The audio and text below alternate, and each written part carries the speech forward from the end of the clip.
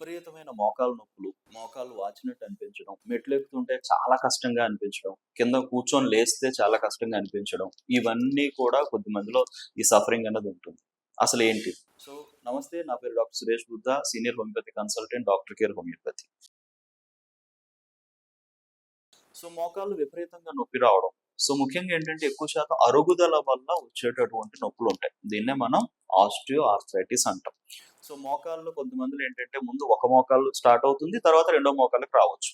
So, నొప్పితో పాటుగా వాపు రావడం, నొప్పితో పాటుగా స్టిఫ్‌నెస్ డెవలప్ అవ్వడం, నడిచేటప్పుడు సౌండ్స్ రావడం కూడా మనం చూస్తూ ఉంటాం. సో, ఇవన్నీ కూడాను లోపల ఇంటర్నల్‌గా టిష్యూ డ్యామేజ్‌కి జరుగుతున్న దానికి బయటికి కనిపించేటువంటి సింప్టమ్స్. సో, దీన్నే మనం డీజనరేషన్ అంటాం. సో, డీజనరేటివ్ కండిషన్స్ వల్ల మోకాలు లోపల ఉండే గుజ్జు తగ్గిపోతుంది, కార్టిలేజ్ డ్యామేజ్ అవుతుంది, బోన్స్ 2 దగ్గరైపోయి విపరీతమైన రాపిడికి గురైపోవడం జరుగుతుంది. బోన్స్ కూడా ఈ ఎడ్జెస్‌లో ఎక్స్‌ట్రాగా పెరిగిపోతుంది. దీన్ని ఆస్టియోఫైట్స్ అంటాం. సో, ఇవి కూడా ఫార్మ్ అయిపోవడం వల్ల ఏంటంటే మూవ్‌మెంట్ రిస్ట్రిక్ట్ అయిపోవడం జరుగుతుంది. మనం చూస్తే కొద్ది మందిలో కాళ్ళు పూర్తిగా ముడుచుకోలేరు. కూర్చోవడం అని చేయగలరు కానీ కాళ్ళు పూర్తిగా ముడుచుకోలేరు. ఆస్టియో ఆర్థరైటిస్ ఉన్నటువంటి వాళ్ళు ఇది అధికంగా ఉంటుంది. నడిచేటప్పుడు కూడా చాలా ఇబ్బంది అవుతుంది. లింపింగ్ గైట్ అంటే నడిచేటప్పుడు కూడా కొంచెం వంగినట్టు నడవడం, సో కుంటినట్టు నడవడం కూడా మనం చూస్తూ ఉంటాం. కొంతమందికి చూస్తారంటే మోకాళ్ళు వంగిపోయినట్టు అయిపోతాయి నడిచేటప్పుడు కూడా, బౌ లెగ్స్ అంటాం. ఇది severe stage of osteo arthritis జరుగుతుంది.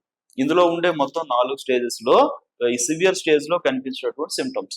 సో, ఇలాంటి పరిస్థితికి చాలా మంది చూసేది ఏంటంటే ఆ నొప్పిని తట్టుకోలేక ఇమ్మీడియేట్‌గా పెయిన్ కిల్లర్స్ లేదంటే ఇంజెక్షన్స్.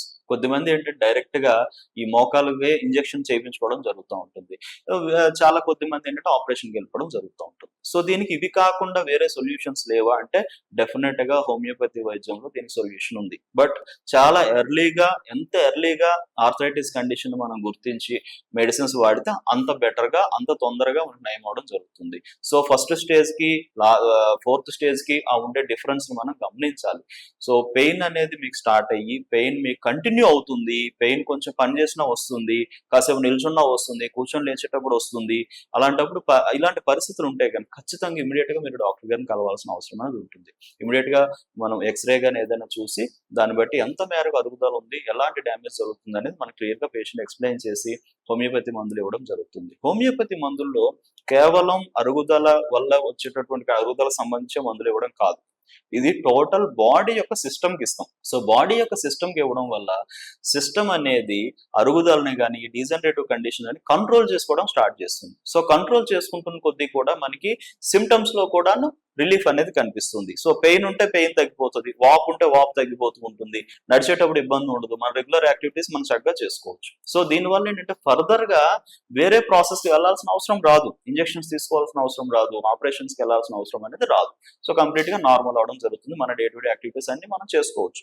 సో, హోమియోపతి అనేది ఎటువంటి సైడ్ ఎఫెక్ట్స్ లేకుండా, వేరే అదర్ ప్రాసెస్‌ల అవసరం లేకుండా కేవలం హోమియోపతి వైద్యం ద్వారానే మోకాళ్ళ నొప్పులను మనం పూర్తిగా నయం చేసుకునేటువంటి ఆప్షన్ అనేది ఉంది. సో, ఎంత ఎర్లీగా గమనించి అంత తొందరగా మనం హోమియోపతి డాక్టర్‌ని కన్సల్ట్ అయితే అంత తొందరగా దీన్ని నయం చేసుకునే అవకాశం కూడా ఉంటుంది. సో, ఆస్టియో ఆర్థరైటిస్ కండిషన్స్ గాని, మోకాళ్ళకు సంబంధించిన నొప్పులతో గాని బాధపడుతున్నటువంటి వాళ్ళు కింద స్క్రోల్ అవుతున్న నంబర్‌కి కాల్ చేసి డాక్టర్ కేర్ హోమియోపతి క్లినిక్స్‌లో డాక్టర్ గారిని కన్సల్ట్ అవ్వండి.